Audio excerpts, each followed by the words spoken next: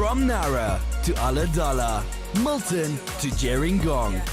This is Tuesday Drive with Stephen, a local voice with a local heart. It's 20 minutes to 6, and would it be fair to say that last piece is quite an iconic piece? Charles Bernstein's theme from A Nightmare on Elm Street. You know what? I still wish I hadn't watched that film when I was young. Gave me frights for a very, very long time after, which I guess in hindsight probably was the intention of the film, wasn't it? Hey, here's a little bit of trivia for you too. I was doing a little research. The Los Angeles mayor back in 1991 declared Friday the 13th Freddy Krueger Day. Needless to say, not everyone was happy with that particular idea. Now, look, I've got to admit too that today's show is all a little fun. Look, it's an opportunity to play some creepy music on the eve of Halloween, and whether you believe in the tradition or not, there's no denying it does have some presence in Australia now. I mean, I just take a look at our local supermarkets and what they're selling. But if we look past at the huge American tradition it's become, and maybe look into the history, it's actually part of remembering the dead. So is it any wonder that our minds tend to wander to the supernatural and things that go bump in the night? Now, while it may be fun, there's a serious side too. So joining me now is Carol Hanchard from Ulladulla, who's got a bit of a story to share that might just keep you thinking long after the show has finished tonight. Carol, thank you so much for joining me today. Hi, thank you. It's actually Coral. Oh, Coral. Do you know, I think I'm getting into the Christmas spirit. I'm writing Carol for carols. I'm like, goodness, that's a bit embarrassing. I failed on all accounts there, Coral. Now, look, before I begin, I want to ask you, do you believe in Halloween and do you celebrate it at all? No, I don't with Halloween. I like scary things, scary movies, anything to do with the supernatural, afterlife, but not Halloween. Rightio. Not so much. Now, Yeah. what brought you to Ulladulla and how long have you lived there for, Coral? I've been here for 33 years. Wow. And actually 34 years, I tell a lie. I just came down for a week's holiday from Sydney and never bothered to go back. Oh, really? So, yeah, met my husband 3 months later and got married. So, I've been here ever since. So is your husband a local then? He is true blue local, born and bred.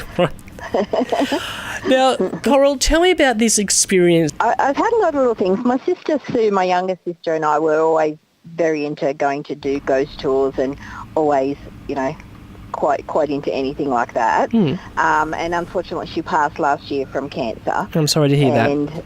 Yeah, thank you. And it's been like just a smidgen over a year now. But we've had a lot of little things, especially in the lead up to the anniversary of her death. Like, for example, on the day she actually died, just probably 5 minutes after she passed, my older sister Sharon's phone rang, and we looked at it, and it was my sister Sue's phone ringing, which was in the bedroom. So that was a little strange that she was getting the last word there, but pretty cool at the same time. Did it creep you out a bit? No, it was great. Oh, okay. Yeah. Okay. Yeah, no, it was great. But we also, while Sue was still lucid, we made a code word for the other side of Beetlejuice because we love that movie. So, anything that happens, come through, say Beetlejuice or show us Beetlejuice, anything like that. So I'm actually friends down here with Dan McMath from the Ghost Hunters of the South Coast and Territories. And Sue and I used to talk to him all the time, and we told him the code word. And about a week later, I said to him, had any visits yet? And he said, oh, well, no. And I was like, oh, do tell. And he said his son was in his bedroom playing on his game on the computer, and they often bring out new packs to buy. He said he was so excited, he dragged me in there to have a look, and the new pack to buy was Beetlejuice.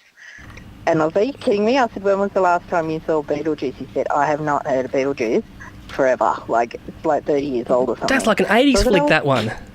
Yeah, so that was pretty cool. So we're pretty excited about that. And then in the lead up to like the week of the anniversary of my sister's death, she was an absolute Snoopy nut. I kept getting all these Snoopy posts coming up on my Facebook page, and the last post that came up was a T-shirt which had Beetlejuice on it. Oh wow! So I was like, oh, that's pretty cool. And that night of the anniversary of her death, we went out to the Star Hotel in Milton, which we don't normally do, and there was a rockabilly night on. Now, for Sue's 50th, just a few months before she passed, we did a 3-night cruise in rockabilly theme because that was her favourite. So she sort of really finished it off. But I'd also asked her about a week before the anniversary. I was having a really down day, and I was like, I wish you could just give me a sign so I know that you're listening to me. And I went on our Facebook. We made a group for family and friends. If you ever just want to say something, you can go onto Sue's page and say whatever you like. And when I opened up that page, there was a pair of fingers holding a love heart-shaped note, and it said, if you were needing a sign, this is it. Please do not give up. I was like, well, that's me. I'm done. And so that was on the actual Facebook page, was it? That was on the Facebook page. I could not believe it. And I was like, wow, ask and you receive. and could you see who had posted it? No, I don't know where it came from. Wow, it was just there. Yeah, really strange. So I thought, yep, I'll take that as a note from the other side. So that was pretty cool. And when it comes to the Beetlejuice aspect of it, I mean, how long had you guys been talking about this before she actually passed? That, this would be your secret code word? Oh, probably 6 months, maybe 12 months. Right. Yeah, it's been a while. So, but just amongst ourselves, we didn't tell any of our friends or anybody. It was just family, and I only told Dan because the connection with all the ghost things. Because Sue and I were always doing ghost hunts and telling them about our experiences on our ghost hunts. So that was the only people that we told. So it's pretty amazing. And we wrote it all over a body too. Beetlejuice in black texta. I thought really? That was hilarious. Yeah, the morgue, they were like, oh my goodness. Oh, we wrote all wow. sorts of things on we all left her a note. And so it was pretty cool. And I understand that there was a time, or there could have been time where you said you saw some lights in a room. Yes, in my bedroom there was a couple of flickering lights up in the corner. I don't know what that was about, and I haven't seen it again, but they were just up in the corner, just two big round balls of light just flicking on and off up there. So like an orb, or just like flashes of light? Just like flashes of light. Wow. So like the room was dark and there was no cars outside. Actually, my mum had an experience too. I forgot about that. Because my mum doesn't believe in anything like that at all. But she was sitting on her own probably 6 months after Sue had passed and watching television at night with everything closed. She said, and I felt like something blow on my forehead, and my hair stood up on end, like somebody had blown it or kissed it and flipped my hair up backwards. Wow. She said, I don't know what that was, and I still don't believe, but something happened. Oh, wow. So, yeah, she's always visiting. And so, Coral, I mean, it's as you said, it's been well over 12 months now since your sister has passed. Have you had any other experiences? From Sue or apart from that? No, from Sue. Oh, just little bits and pieces every now and again. Like we went travelling in Australia and we stopped at Bustleton, and my sister had been there about a year before and she loved it. She was telling me about it. It's a great place. And, yeah, it was fantastic. And I actually found this little lolly wrapper in a bathroom, which I'd changed my mind 3 times about going to the bathroom, and I finally went, and there's this lolly wrapper in there of her favourite lolly that I hadn't seen since she passed away. So I was like, okay, she's come to Bustleton with me as well. There was nothing, every time I went to go somewhere, I'm like, oh, no, I'll wait. And then I finally went in, and there it was, sitting right there on the floor. So do you feel then that she's still around you? I do. I don't feel that she's around me as much now since that day. I feel like that was a big grand finale sort of thing for me. But I think she's still around her daughter and her grandson a lot. She gets vibes a lot, and little Jax quite often looks up and says grin or whatever. So yeah, I think he sees her a fair bit, and he's always looking for her, ninny, so it's pretty cool. And if you don't mind me asking, how old was Sue when she passed? She was just 50. Wow, that's so young. Yeah. It is young, yeah. Yeah, she fought a good battle. She she had cancer, and then she was 12 years, I think it was, cancer free, and then it came back and that was attacked her everywhere. So it was very sad. It must have been so tough for you guys and the family.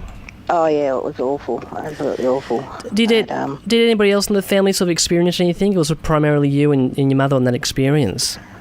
No, well, my niece gets things happen all the time. Right. She's not being real specific on it, but she's like, oh, Mum was visiting again today. Oh, wow. And, things like that. So she can always tell when she's around. But I think she made sure I was okay, and then she's moved on from me now, I think. But, you mentioned before, which I find interesting, that you're a bit of a ghost tour fan. Is that right? Yes. I just did the quarantine station again 2 weeks ago. Oh, wow. And I've done that 3 times now, and I've done Port Arthur once. Now, So- Port Arthur is brilliant, absolutely Amazing. brilliant. I've done it once, and I think I've said to you off air that I was a bit disappointed with that because the group was just chock-a-block. Had people taking photographs, which never helps when you're trying to be on an atmospheric tour. But I would love to go back to Port Arthur with just a small group and just definitely. see. But as I said to you before, there was that one time that in one of the, I think like an old convict house or something like that, I definitely saw something, and I remember capturing it on film. And every time I go back and look at it, I still can't explain it. It's pretty amazing, isn't it? And it just goes to show, there's stuff out there that we just can't explain. Exactly right, and I got a photo of a face down there, and I'm just waiting for confirmation that there were no signs, there were no statues. They were pretty excited when I showed them the photograph. So they're just, authenticating it, I guess, and they're going to get back to me on that. Was that around the old church at Port Arthur? I was taking a photo of the church. I'd walked away from the group just outside where you leave from to do the ghost tour, and I sort of walked off on my own and looked up towards the church and took a photo, and then all of a sudden there's a photo with a face just there. No body, just a face. So that was pretty exciting. Sort of sends chills down your spine when you sort of see things like that, doesn't it? Yeah, it does. It certainly does. It's good fun though. and tell me, are there a few haunted places around Ulladulla? Yes, apparently so. The Star Hotel has apparently got a little girl upstairs. Wow. And possibly a man down in one of the rooms downstairs, I was told just recently. Wow. I was told that the commercial also has a gentleman upstairs there. And there's a couple of nice old homes around that. I've heard rumours of things happening out there as well. Somebody I know used to live in one of them, and she was like an old coach house, and every time she stayed over there at her friend's house, she could hear like hooves running across the concrete and things like that, but there was no horses out there. So sounds to me like Ulladulla might be the spooky centre of the South Coast. It could be. Could be. Well, Coral, look, thank you so much for sharing your story with me this afternoon. It's very, very kind of you. And that's not a problem. It sounds like your sister, Sue, was an absolute card. She was great. So I can imagine how much you must miss her. Oh, I do, terribly, definitely. Oh, Coral, sorry. Done it again. There were Christmas carols in my mind still. Dreadful. Thank you. Thanks for chatting with me today. No worries. Thank you so much. Thanks, Have Coral. a great day. Oh, gosh, that was the very, very nice Coral Hanchard there from Ulladulla speaking about the experiences she's had after her sister passed only 12 months ago, and it sounds like her sister Sue was an absolute amazing woman. So, Coral, thank you so much for sharing that story with us this afternoon. And I wonder if it's something that you can relate to. Have you had a loved one pass and you've never seen... You haven't seen them, but perhaps you've heard something or you've dreamt things that you couldn't quite explain. If you're feeling up to it, by all means, share your story today, 44221045.